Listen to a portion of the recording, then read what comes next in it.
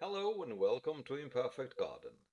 Today we're going to talk about a Swedish automatic cannon that we really didn't need, and that is the Bofors M40.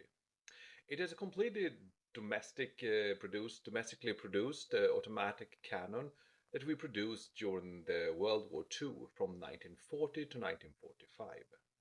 So why did Sweden feel the need to develop this automatic cannon? Well, we had World War II arriving in Europe, and Sweden, of course, we were outside of the war. But in 1940, we did not know yet. We thought that probably we will be invaded too. And we did not have really any automatic cannons. We had, the smaller anti-tank guns like the Bofors, 37 millimeters. We had some heavy machine gunnery, but really we did not have any easy, high mobility and yet powerful anti-aircraft and anti-tank gun. In 1940, we actually got our hands on a few hundred of the Hispano-Suiza, the HS 404 20 millimeter automatic cannons. We got them from France. Around the time when they got invaded, we managed to get loose these few hundred automatic cannons, and they were really good. And later on, we will use them as the M41, and we will continue to develop them after the war and use them for many decades in Sweden. But we get our hands on a few hundred of these automatic cannons, and really we had no idea will we get any more, will we get ammunition, will we get spare parts. So in the feeling of we start to get isolated up here in the north, the Swedish government and army and decided that we need to produce our own autocannon. So they asked Bofors and went to them and say, "Hello, Bofors, can you very fast, develop one high mobility, powerful autocannon?" And Bofors, of course, they were great manufacturers of weapons at this time. Remember, 1930s, you have the famous Bofors, the 40 millimeters anti-aircraft cannon. So, of course, they said immediately, "Yeah, we will do it." So very fast, they built as with the M36 before 40 millimeter, they used a long recoil principle and managed to very fast make this autocannon. And it was actually a really good cannon. It was very light. It weighs only 42 kilos, the bare gun. It uses a drum magazine, so they have a 25 rounds drum magazine, but sometimes I see they also had a 36 rounds drum magazine, probably for the anti-aircraft version. If we're going to talk about the round in itself, uh, Bofors needed to produce a new round. They could have used the 20 times 110, the Hispano round, and we did produce that too in Sweden. But for some reason, they decided no, this gun needs to have a stronger round. So they decided and produced a 20 times 145 millimeter long round, and it's more powerful. It's more powerful than the Hispano Suiza, their 20 millimeters round. But of course, it becomes a little bit more rare because they produced one shell only for one gun. That's why it's still very rare today, and it's very popular for collectors to try to get this. If we go back to the drum magazine, it's interesting to every time I see this gun in the museum, I I think I only have seen the 25 shots drum magazine. I have never seen the 36. So, and in the pictures, I have one picture here. You see, this is from the Navy. That looks like a big drum magazine. So this is probably the 36 shots drum magazine. As I said, it's a rare shell to get because, as I said, we only produce this for this gun. And eventually in Sweden, after the World War II, we continued to use this gun. And eventually we probably shot up all the ammunition and really left the gun.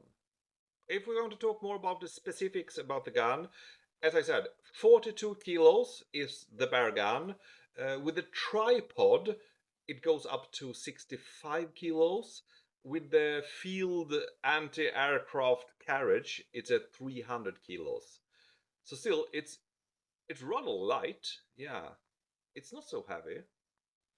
The fire rate is 360 rounds per minute, which means that they shoot very, very fast. And the nickname was the grasshopper because, and the rumor says also, it was not very accurate. Probably the first shot, but imagine you have like a 65 kilos tripod, and with this 42 kilos machine gun, 20 millimeter machine guns, and you're popping away 360 rounds per minute. Probably the first shot will be accurate, but afterward it will probably just spray and spray. So it calls a grasshopper because it's jumped around a lot under auto fire. During the period from 1940 to 1945, Bofors produced about 2,700 guns.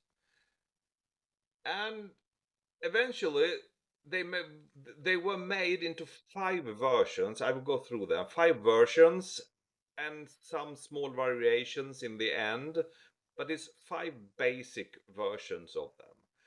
The first version, if you're going to look at this picture, this is the A can, or AKAN, and that means R. The first R is auto, and can, that is cannon in Swedish, so A-can. And that was called Bofors M40 A-can 20 millimeters. This was the basic one, the first one, and they were like, okay, we have the gun now, what should we use it for? So after they made the gun, then they start thinking about, oh, maybe we need to have something to put it on. So the first role it gets, it as a armament for a armored car that we should not have gotten in Sweden. That will be a long story again. So this gun here, no, this car here, I mean, this is the M39 Lynx. We produced this for Denmark. So Denmark ordered this car. This is not Bofors, of course. This is Landsverk. Landsverk, oh, they are the famous Swedish company that made very good tanks. Yeah, from the 1930s. One day I will make a long video about Landsverk. They made this car. Sweden was not very interested in the M39. M39 was very, very modern. It has so many cool features. It's amazing. So anyway, we get the first couple of the cars, 15 or something like that. We get them to Denmark. But then, of course, the occupation came. So this car, the Swedish car, actually, they get, when the Germany occupies Denmark, they will use this car in Denmark. But the rest of the cars, we still have in Sweden. And so we said, oh, well, we have to use it themselves. So we take the M39. We don't have a gun for it, because Denmark will use the Madsen 20mm autocannon. So we have this Lynx in 1940. We just had this Bofors autocannon, newly produced, but we don't know for what really. So the first job will be, let's put it in the turret. So we call it the M39, and later the M40 Lynx. We produce 48 of these cars. They get the first versions, the M40 Arcan. The second version of M40, there will be a anti-aircraft gun. And again, this will be for another armored car. This is armored car M31. It's really a Swedish truck that they put a lot of armor on. This is a long story too, again, why we have this truck armored car.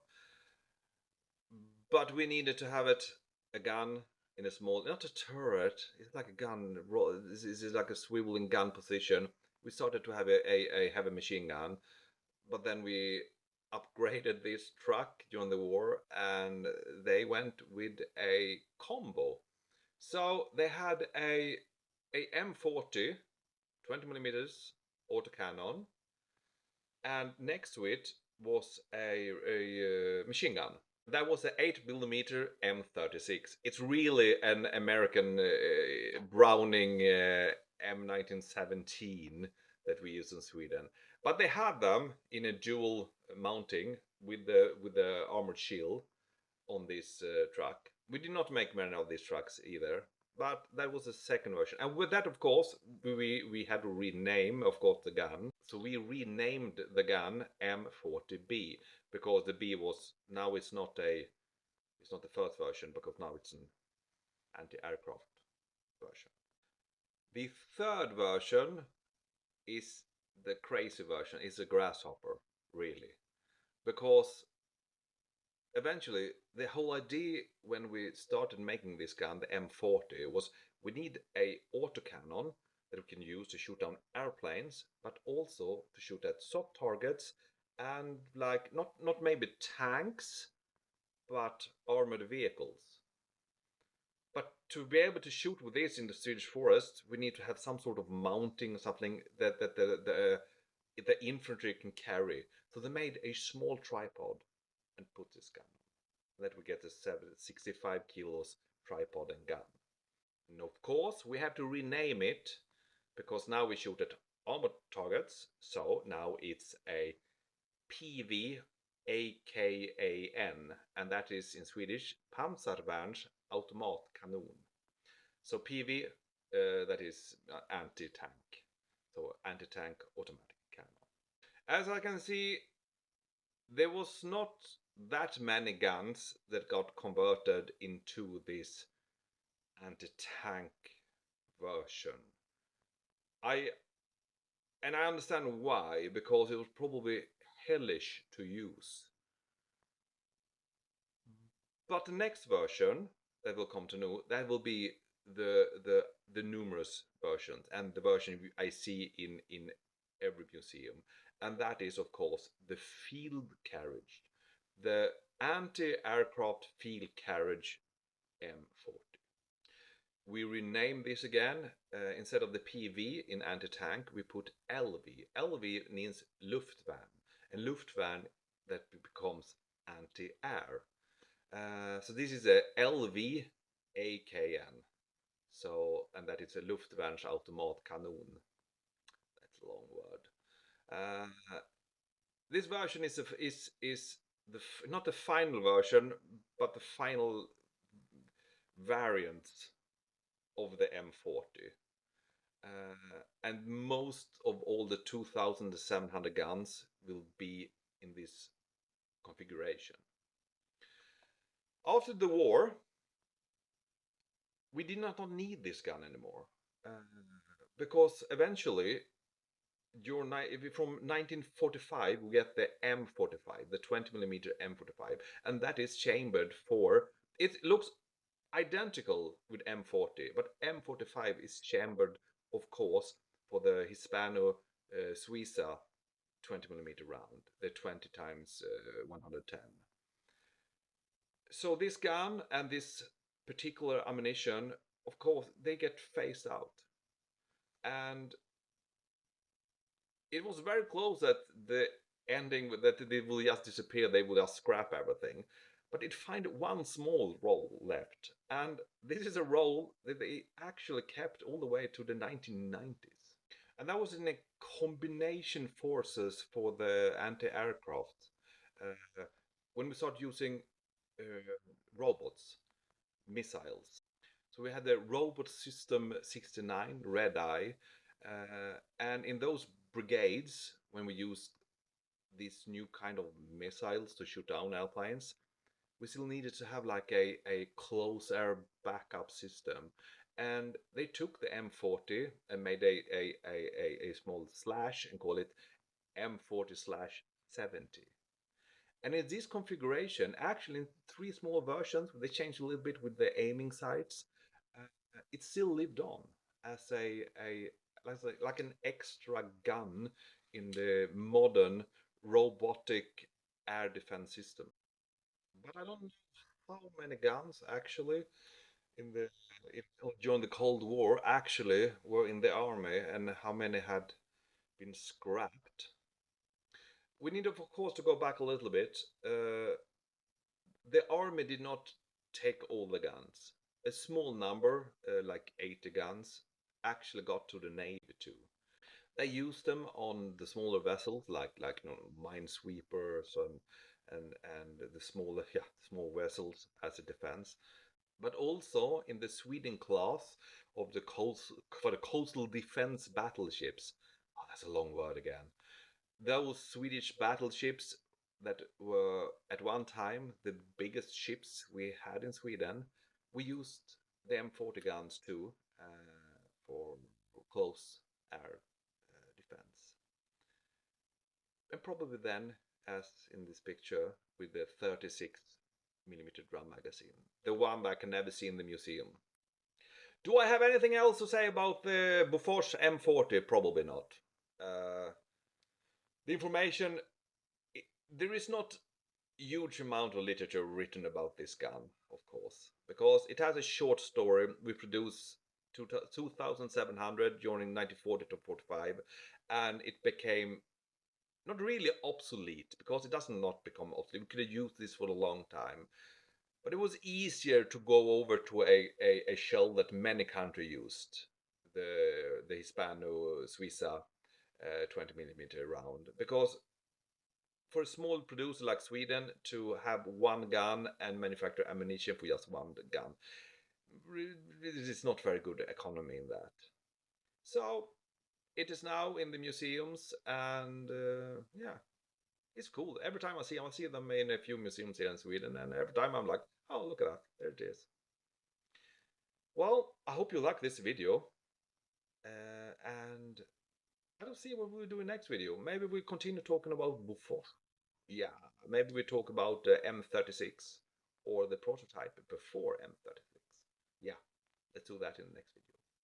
Thank you. I hope you like this video. Give me comments, like, and everything. Subscribe, anything you like. Have a very good day, and see you soon again. Bye.